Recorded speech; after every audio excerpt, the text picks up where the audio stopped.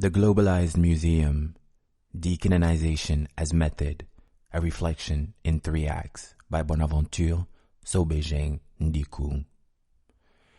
No one took seriously that flight of fancy, and things continued as before, with men binding female feet until they turned into something like the hooves of goats. For over 1,000 years, until well into the 20th century, the canons of beauty would not allow a girl's foot to grow. The first version of Cinderella, written in 9th century China, gave literary form to the male fetish for the diminutive female foot, and at the same time, give or take a year, the custom of binding daughters' feet from infancy took root. It was about more than aesthetic ideals. Bound feet also bind. They were shields of virtue. Eduardo Galeano, Mirrors, Stories of Almost Everyone, 2009. Every few years, the art world seems to recognize that it has some deficits and shortcomings, that it is not so perfect after all.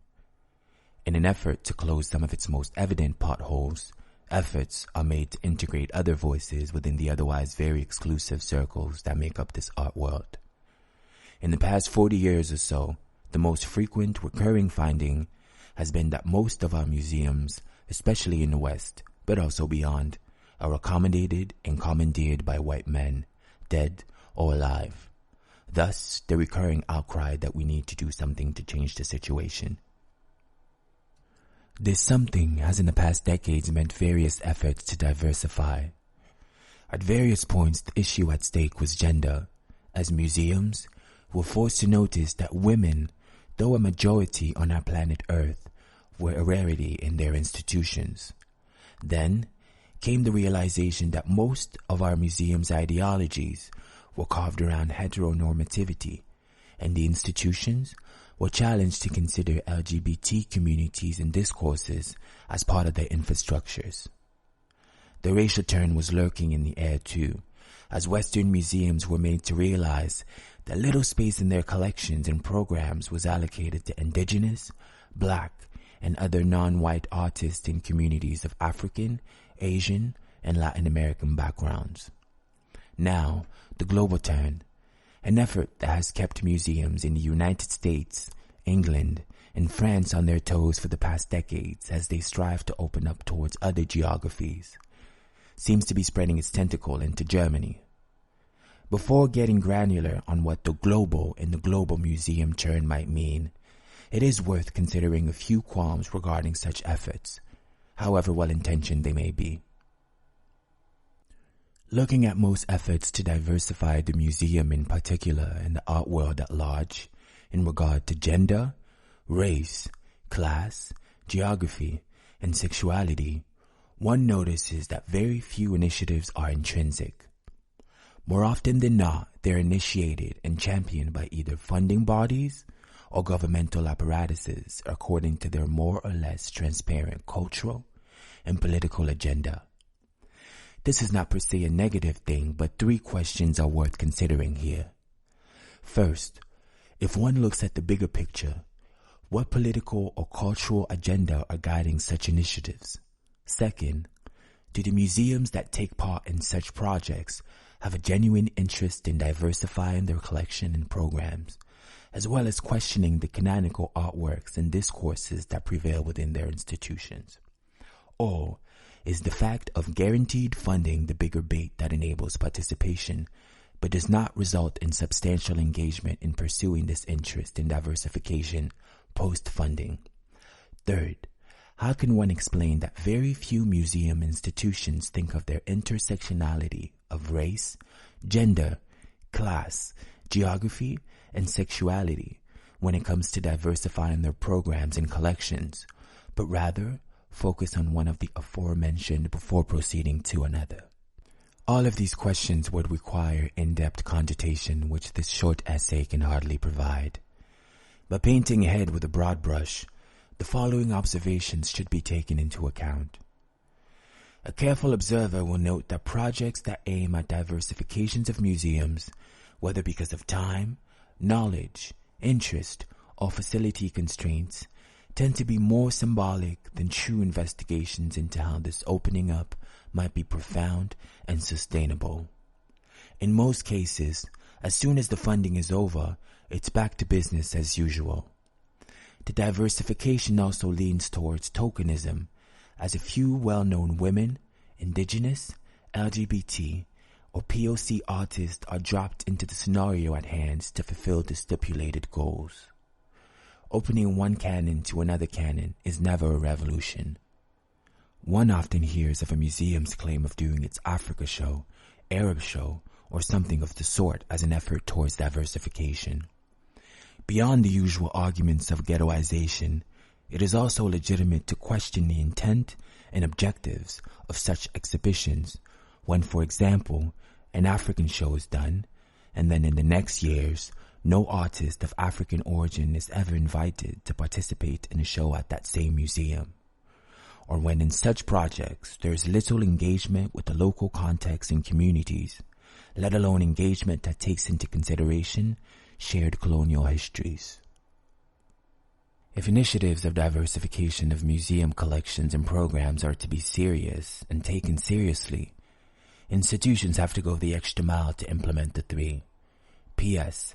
The diversification must be reflected in their projects, their publics, and their personnel.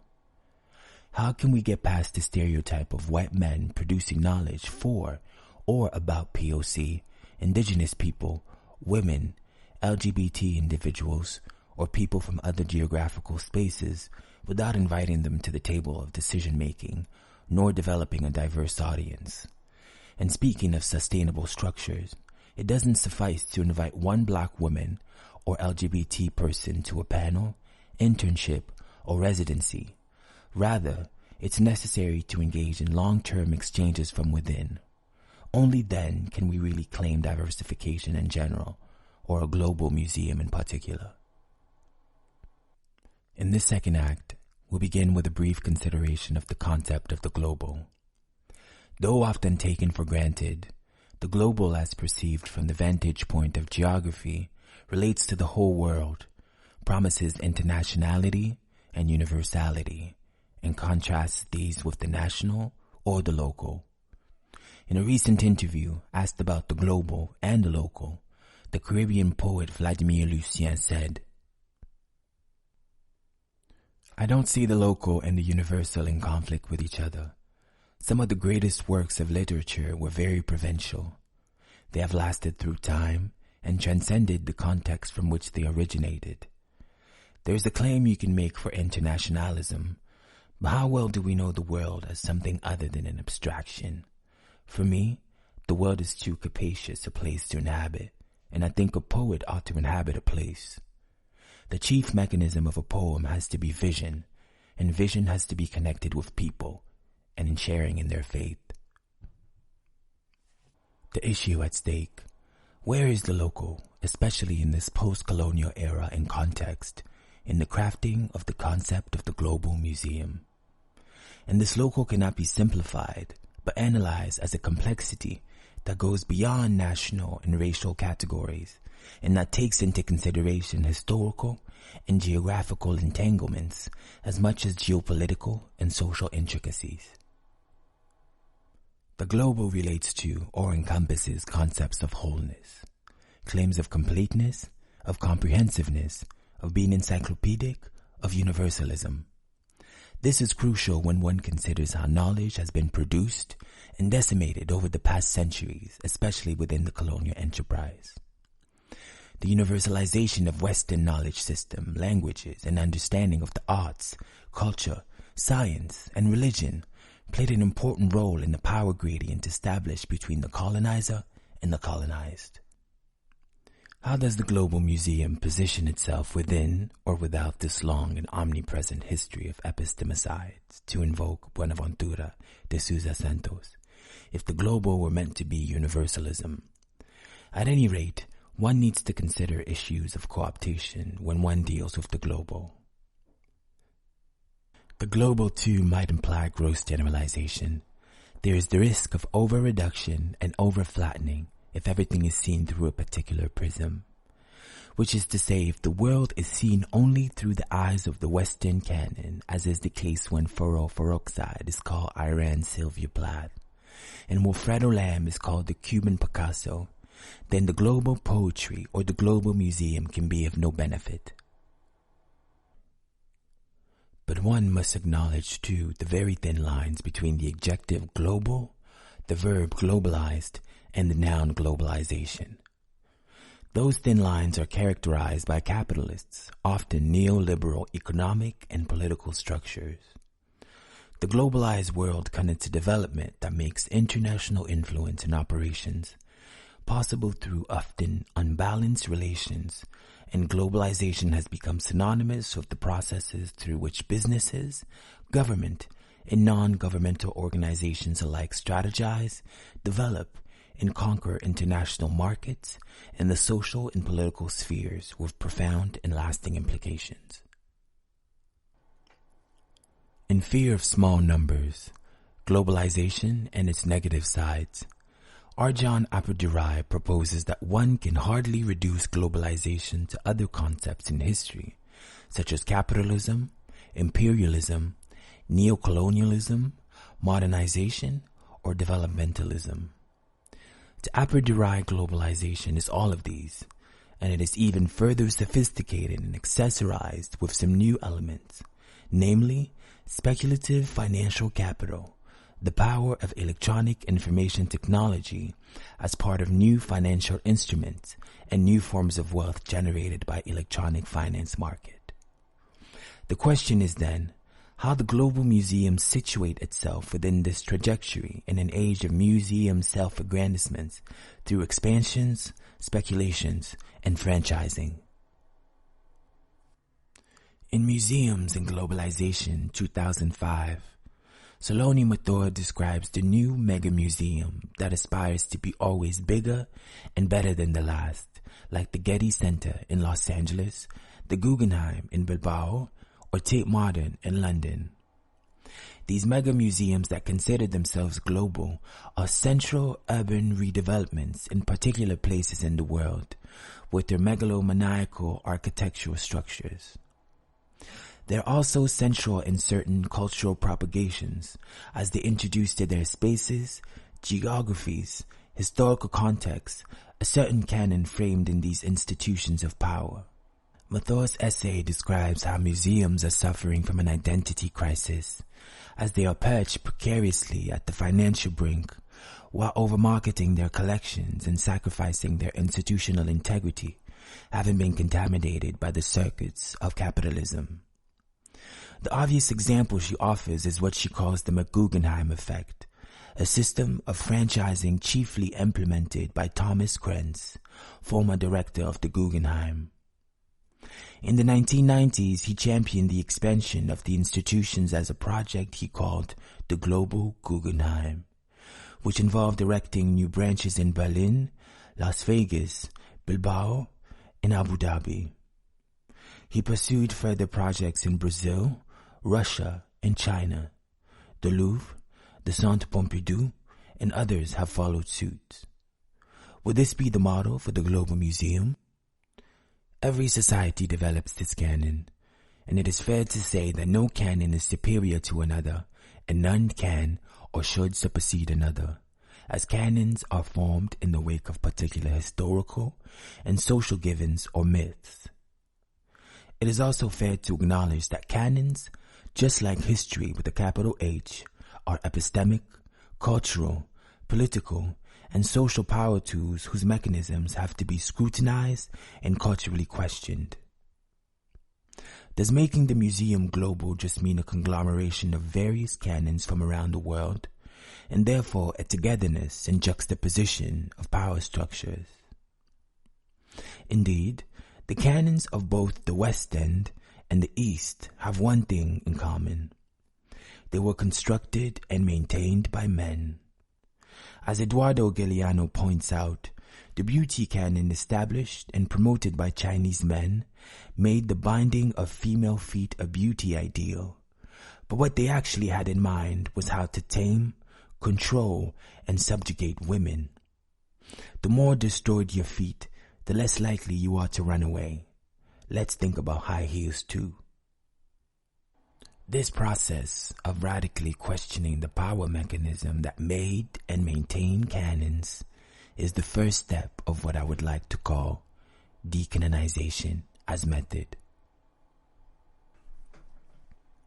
In musical canonization and decanonization in the 20th century, 2013, Anne C. Schreffler points to the traditionalist Karl Dahlhaus, who defended the legitimacy of the European canon on the basis of the authority of tradition by arguing that the musical canon is ultimately unaffected by subjective matters such as taste and preference, whether our own or those of past actors, but rather is shaped by larger historical forces.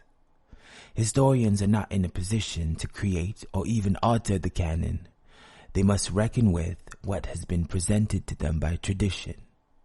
In contrast, Schreffler points to a more critical voice, Joseph Kerman, who in 1983 posed the ever so relevant question: how are canons determined?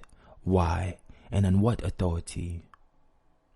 Schreffler observed that Kerman's question shows that the canon is constructed in ways that are visible and identifiable, rather than simply given, and that even if tradition's inner workings are hard to pin down, there must be an authoritative instance behind any canon that exerts the force that enables it to be formed and to remain over time. These instances can be unmasked and their inner workings revealed. This seems to be the task that lies ahead of us all. Decanonization is the possibility of unmasking and revealing the inner workings of the canon, whether from the West, East, North, or South.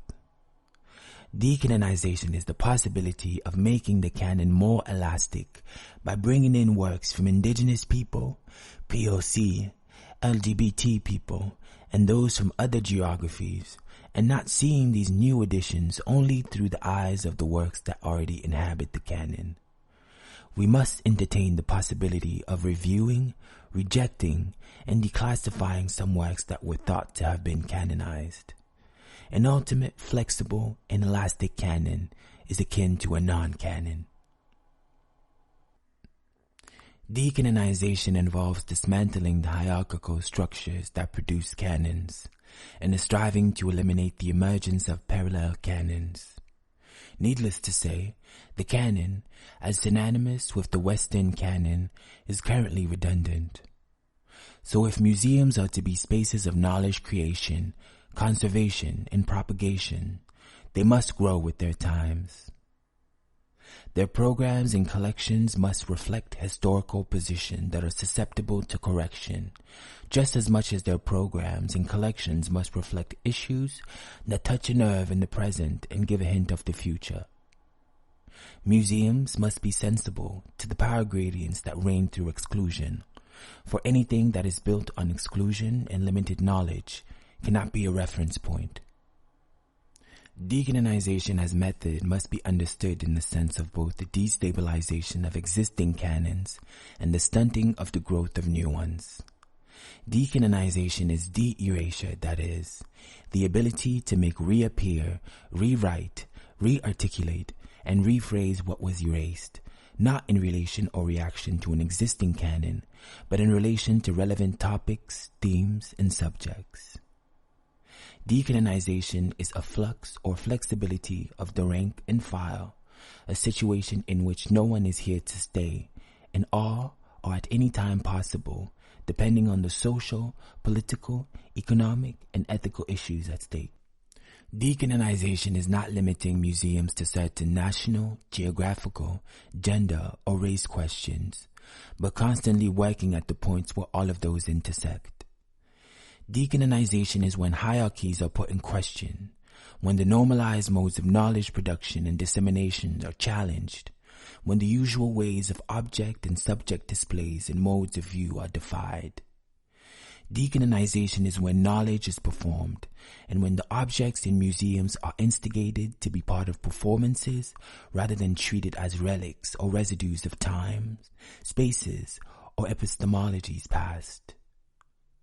Decanonization as method is choosing embodied practices as mediums and formats of discourse and knowledge, delinking from the conventional referencing phenomena, and proposing a more phenomenological approach of dealing with histories, memories, cultures, sciences, religions, and knowledges at large. The proposal of decanonization as method is thus a proposal for what might be a global museum of self-reflexivity, whereby the idea will not be to create new or parallel canons, or place them side by side, or universalize the Western canon, but to decanonize the entire notion of the canon. The Globalized Museum, Decanonization as Method, a reflection in 3 acts by Bonaventure Soh Bejeng Ndikung, was originally published in Moose Magazine number 58, April to May 2017. The audio recording was made for Onsite Gallery, OCAD University's HowWillWeBeWithYou program. The essay was read by Kaniki.